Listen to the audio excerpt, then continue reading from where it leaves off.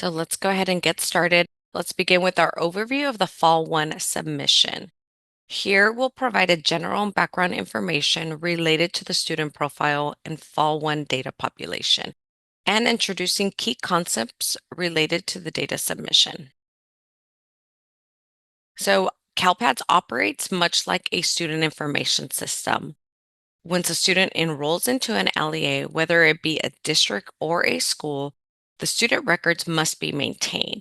Student information systems are designed to meet the school needs, while CalPADS has been designed to meet state and federal reporting requirements. So to meet state and federal reporting requirements while protecting student privacy, every student must be assigned to a statewide student identifier, also referred to as SSID. The SSID is a unique number that links all student data in CalPADS. Once assigned, the student enrolls and related records can be submitted and tracked.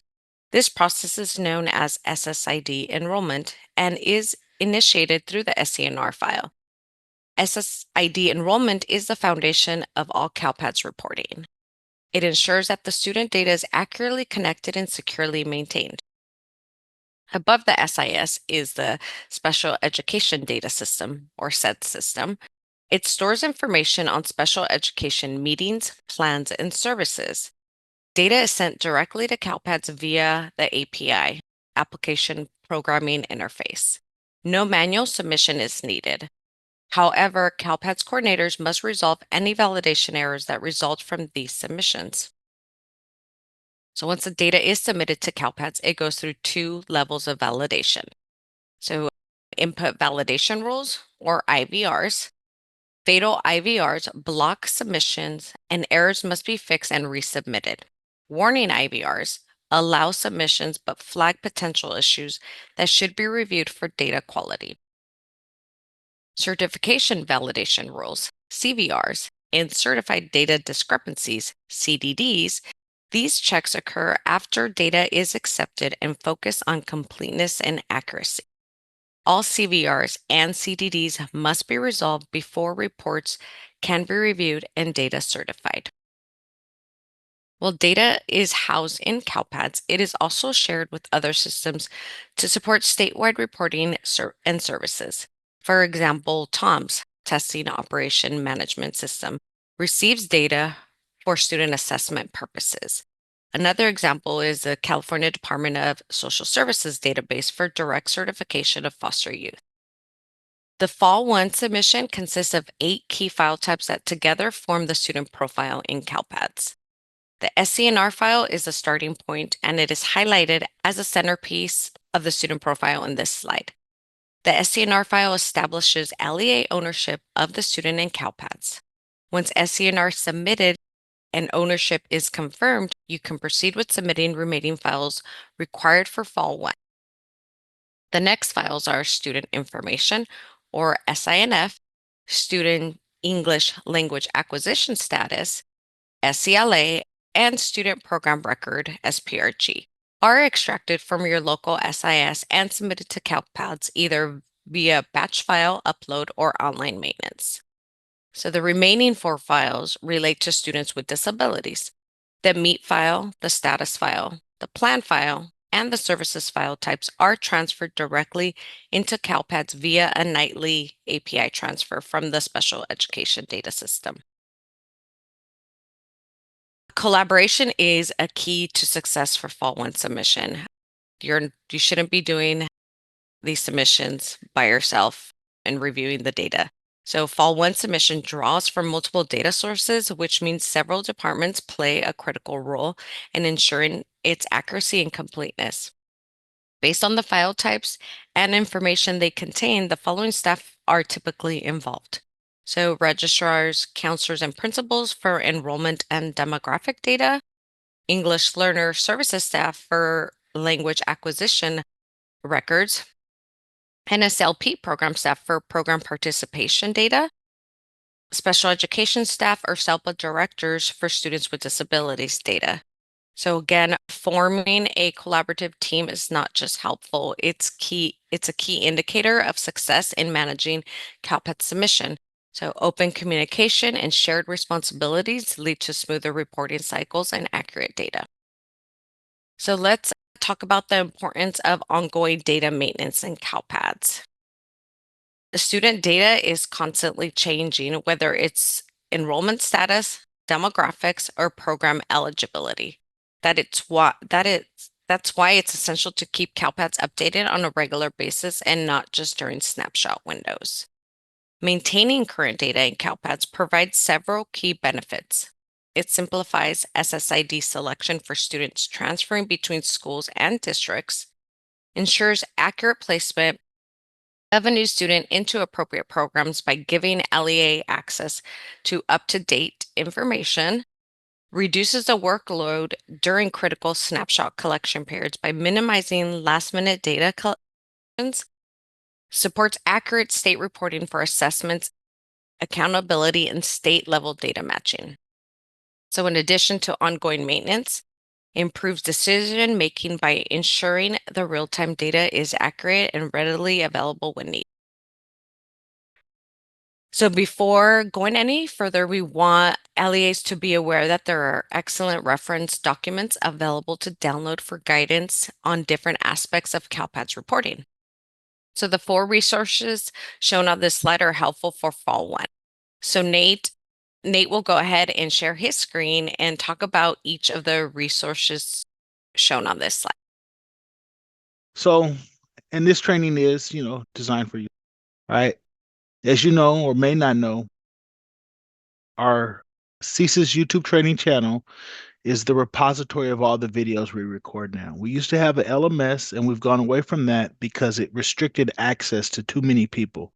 So all of our videos are on this training channel. And this data population course is one that we present yearly. Although the content hasn't changed, we do it yearly because people do enjoy the interaction, the ability to ask questions during the live training. So that's why you all are here, I suppose. But if you would want to watch a recording, you could find the Fall 1 data population training here. So I'm on the Figmat CSIS YouTube channel. I just scrolled down to Fall 1 data population training. This is last year's version. It's the same content. Matt and Kyron teamed up and did it. This year it's myself and Adriana, of course. So this is the training. And I believe it may have 2 parts, right? The batch file, which we're doing today, as well as the online maintenance. But then if you want to go more in depth, that's one of the benefits of the YouTube channel. We have, for each file type, we have a specific training. So student enrollment, student information, student program, and the student English language acquisition is also included here, although I don't see it. Maybe I'm missing a button or have to click view all or something, but those specific file types are there, and we go into great detail. Also, if we're doing Fall 1 reporting certification now. We also do that every year. There's some variation from year to year as nuance changes or requirements change, but we did pre-record them this year. So there's the 25-26 already available for the advance, the 25-26 Fall 1. And so this is where you're going to find all the training videos. If you having trouble navigating, you can shoot us a line and we could point you directly to. If you don't know, if you have a question, you would like a demonstration, you don't know where to find it, we could tell you which video to look at. There's troubleshooting like importing files, which we may demonstrate later on, into Excel spreadsheets, resolving certain validations. So this is, one of our resources. It's updated. It's the second most updated resource in terms of frequency. And that will bring me to the most updated resources, the CalPADS user manual. A trainer here at Kyron has taken ownership of the user manual. Although I don't think he wants to have to edit it by himself all the time, he does. And he's diligent about it. He takes great liberty in adding what he feels would be useful. The original user manual was strictly functionality. This is such a great resource because it goes so much further than that. I think it's the best resource we have for CalPADS. So one, you can see links to the at the bottom on the home screen to the training channel, training registration, other resources, the CDE. You also have direct access to support if you need support from help here. And then the CalPads Q&A. Every Wednesday we have a Q&A. It's an open Zoom call. So it's a meeting just like this webinar, except for in the chat, you guys ask questions and our analysts and the CD answer those questions.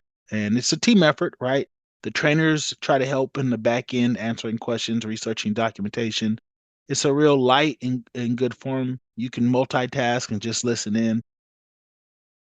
And then if you're brand new, I want to point you to the Fall 1 roadmap. And on this roadmap is everything you need to know about Fall 1 from beginning to end. You can use it as a guide. You have your certification deadline, so you can plan your submission around these deadlines. You have the Fall 1 checklist, right? You can scroll right past this if you're not paying attention. And I think I pre-downloaded it. It didn't take long. So here's the checklist, right? Again, we have the dates and suggested time milestones. Then the second tab here on this Excel document is the actual checklist. I'm going to scroll to the top. And so you can see we have the tasks.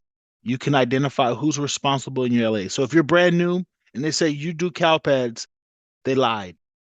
You might be responsible, but it's so hard to do it by yourself. You have to take the initiative and encourage others, to take some responsibility. Even if you're entering the data, you can't be the subject matter expert on everything.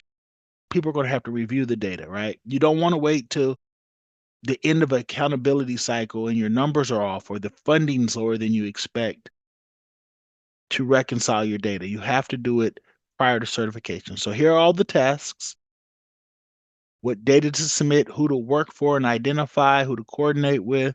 So if you're brand new, this would really help you. It will help you start forming the questions you don't even know you need to ask.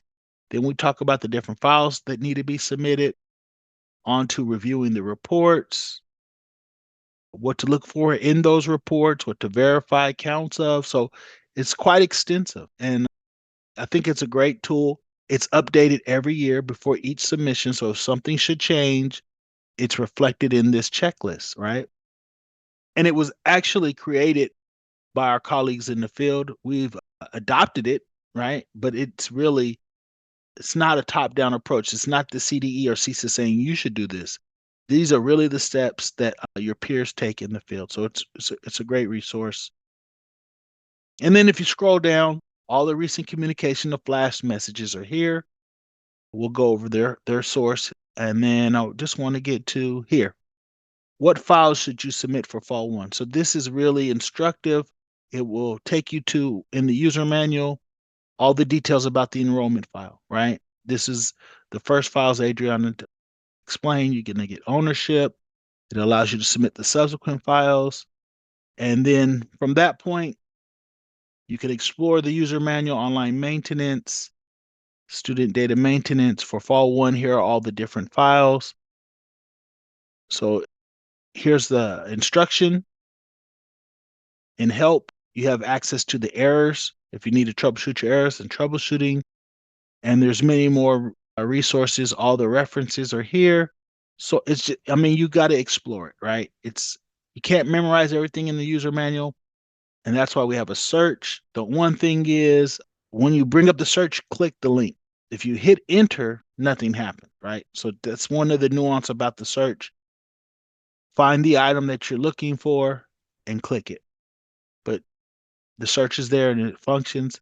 Another resource we have is the CalPADS system documentation page.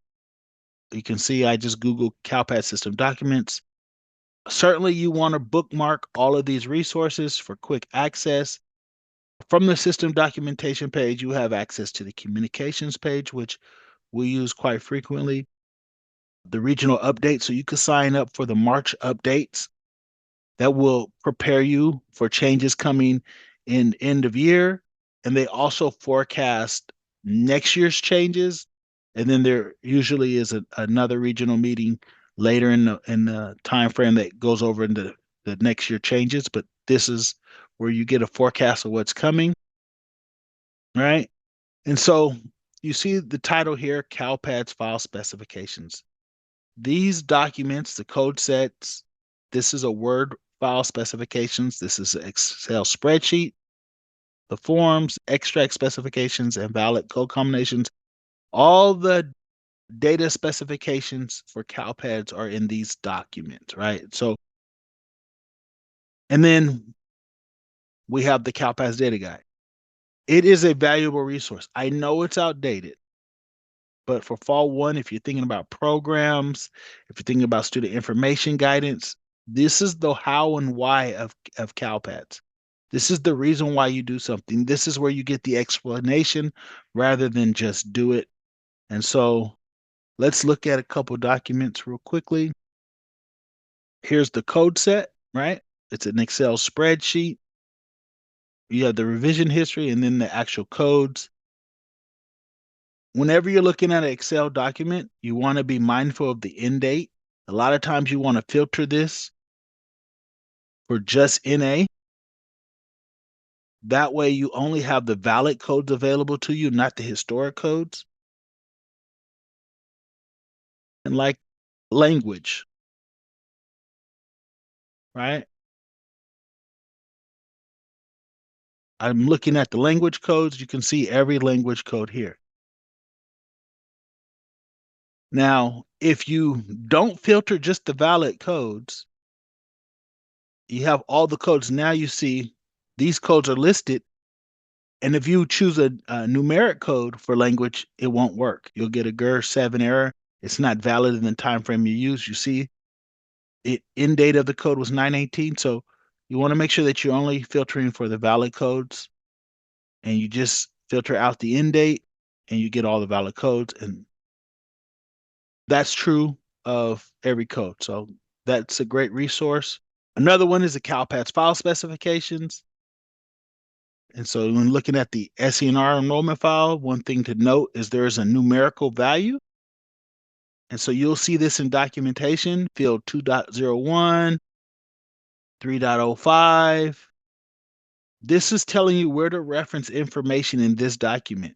Every field for every record type or file type in CalPADS is numbered, and you can go directly here. And the great thing about this is, let's look at student information, and let's look at a field that there's questions about sometimes.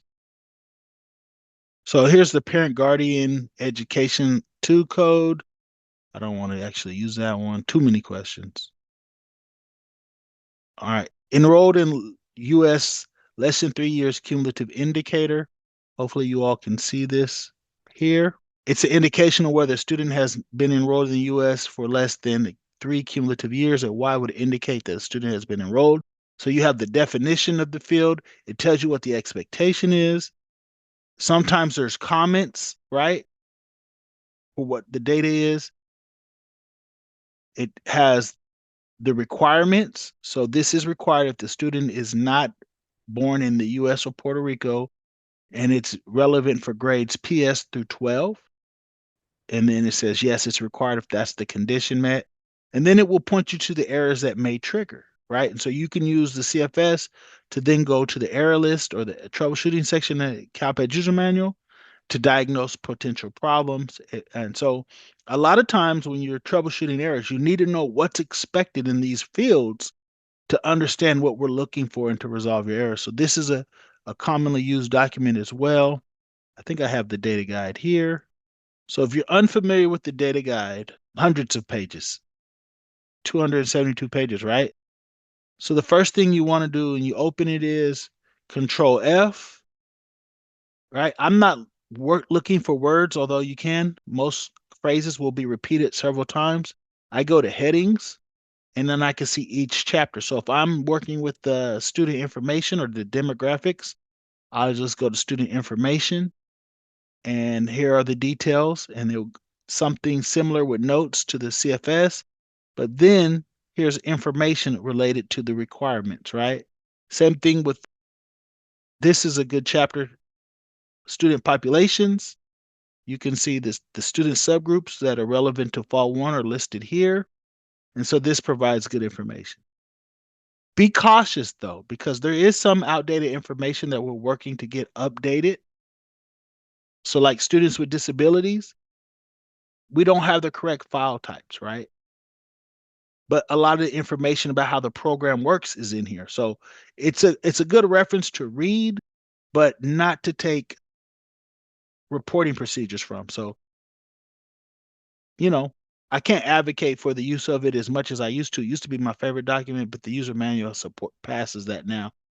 And so, real quickly before we go, we have two more resources, and then Adriana's going to continue. The CalPADS FAQs. A lot of times, this information is going to go into the CalPADS data guide. These are questions that have been asked frequently that the CDE has desired or has made an FAQ out of.